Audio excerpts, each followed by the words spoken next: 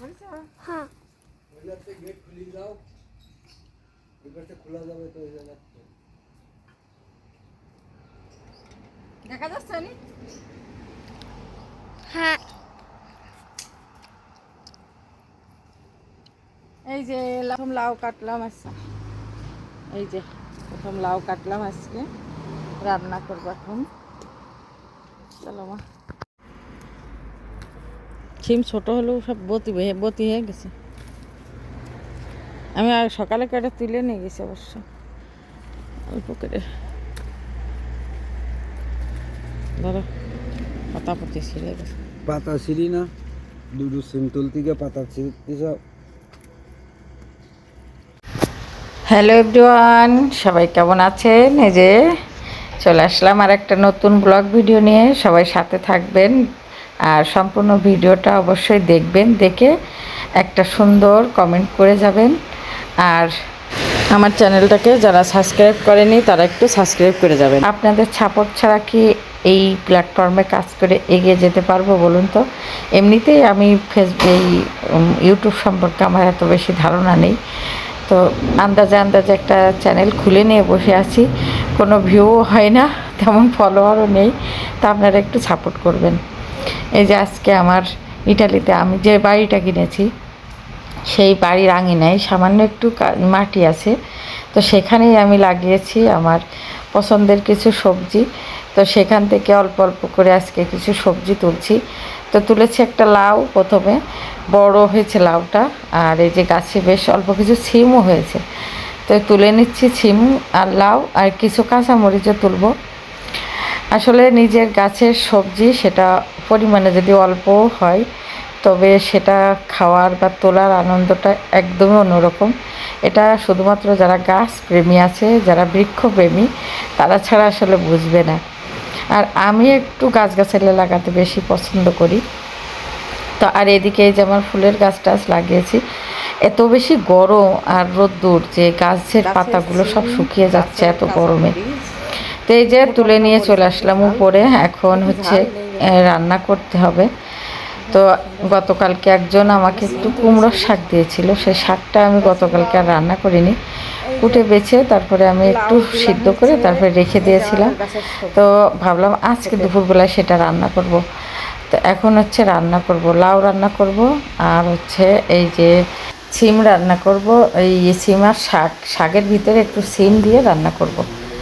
তো হচ্ছে শাক রান্না করার জন্য যে আলু আর পেঁয়াজ কুচি, একটু রসুন কুচি দিয়ে দিয়েছি।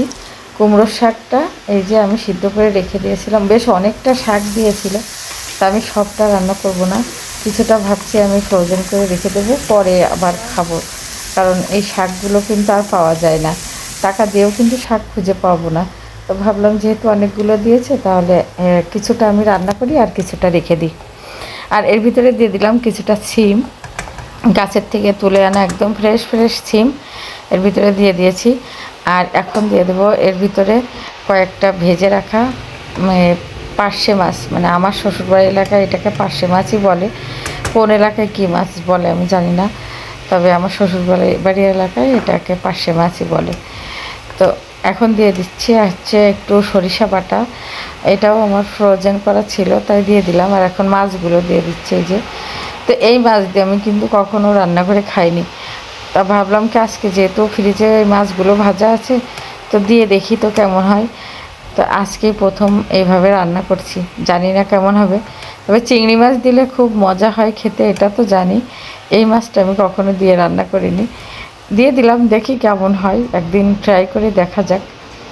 তো এখন রান্না আমার শেষ, এখন আগে মেয়েকে দুটো ভাত খাবো। আর বিকেলবেলা আজকে আবার একটু ঝামেলা আছে, ঝামেলা বলতে মেয়েটার একটু ছোটোখাটো করে কমপ্লান্ন, মানে জন্মদিনের আয়োজন করেছি। এই অল্প কিছু লোকজন আমরা নিজেরাই করব। 2-3টে বাচ্চাকে ডেকেছি, মানে আমার মেয়ে যাদেরকে চাই তাদেরকে ডাকা হয়েছে। তো এই যে আমরা জন্মদিনের জন্য এখানে প্রস্তুতি নিচ্ছি, হচ্ছে এখানে যে আমরা সবাই বসে আছি। তো সবাই আসার পরে একটু নাস্তা টাস্তা করা হয়েছে, সেগুলো আর আমি এত ভিডিও করে পারিনি, কারণ সব কিছু ভিডিও করতে গেলে আবার ভিডিও অনেক বড় হয়ে যাক। একটা কথা কি, নিজে ভিডিও করব আবার কাজ করব, এটা দুই দিক, মানে একা মানুষ সব কিছু হয় না, সম্ভব না। আর এদিকে যে একটু আমি ভাত বসিয়ে দিয়েছি, আর এখানে একটু মাংস রান্না করেছি। আমি হচ্ছে সবার জন্য করিনি, এটা আমরা খাবো তার জন্য করেছি।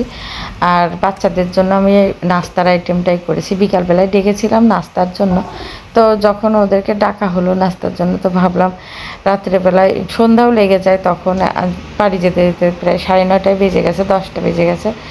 তো তখন আমি আবার কী করলাম, ওই ভাতের থেকে অল্প অল্প করে বাচ্চাদেরকেও দিয়ে দিলাম খেতে। তো ওদেরকে একবারে আমি রাত্রে খাবারটা খাওয়াই দিয়েছি, এটাও একটা ভালো লেগেছে। বেশ আমি অনেক কিছুই নাস্তার আইটেম রেখেছিলাম। আর হ্যাঁ, এখন হচ্ছে আমরা কেক কাটবো। বাচ্চাদের খাওয়া দাওয়া শেষ, এখন কেক কাটবো। আর হচ্ছে কেক খাওয়ার পরে ওরা সবাই চলে যাবে। এখানে তো এখনও অনেক বাচ্চারাই আছে, আসলে সবাইকে ডাকা সম্ভব হয়নি। তো মন চায় যে সবাইকে ডাকি, কিন্তু আসলে নিজেও এত গরমেতে না, নিজেও পারি না। তারপরে মেয়েটাও দেখলাম সবাইকে ডাকতে চাইলো না, ও বলল ও বেছে বেছে 2-1 জনের ডাকবে, তাই ও ওর পছন্দ যাদের যাদের ও তাদেরকে ডেকেছে।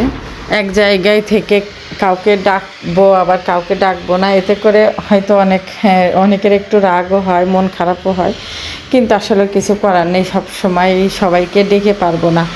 আর তাছাড়া এখন সবাই দেখি এভাবেই ডাকে, যাদের যাদের নিজেদের মানুষ তারা নিজেরাই করার চেষ্টা করে। কারণ এখন আমরা এখানে অনেক বাঙালি হয়েছে, সব কিছুতে তো আর সবাইকে ডেকে পারি না। তো আমিও এবার সবাইকে আসলে ডাকতে পারিনি। আমার ছেলের জন্মদিনে আমি সবাইকে ডেকেছিলাম, কিন্তু মেয়ের জন্মদিনে আমি অতটা বড় করে করিনি, যেজন্য আমি আসলে সবাইকে ডাকিনি। তারপরে হয় কি, আমাদের বাঙালিদের ভিতরে নানান সমস্যা। বিকালবেলায় নাস্তার জন্য কাউকে ডাকলে আবার সমালোচনা করে পরে। কেউ কেউ হয়তো বা শুধু নাস্তার আইটেম পছন্দ করে না, কেউ আছে তাদের সবাইকে ডাকা পছন্দ করে। তো সব মিলিয়ে আমি আসলে সবাইকে এভাবে মেনটেন করতে পারবো না, যে জন্য আমি কিছু কিছু লোককে এবার ডাকিনি। যাই হোক, যে যা মনে করে, কিছু করার নেই। আর এই যে এখানে দেখেন আমাদের একটা পুস্কু শোনা হয়েছে, পুস্কুটা ঘুমাচ্ছে, খুবই শান্ত লক্ষ্মী সে। তো যা হোক, সব কিছু মিলাই আমাদের অনুষ্ঠানটা ছোটোখাটো হিসাবে ভালোই হয়েছে। বিশেষ করে বাচ্চারা খুব আনন্দ করেছে, এটাই হচ্ছে সবচেয়ে বড় পাওয়া।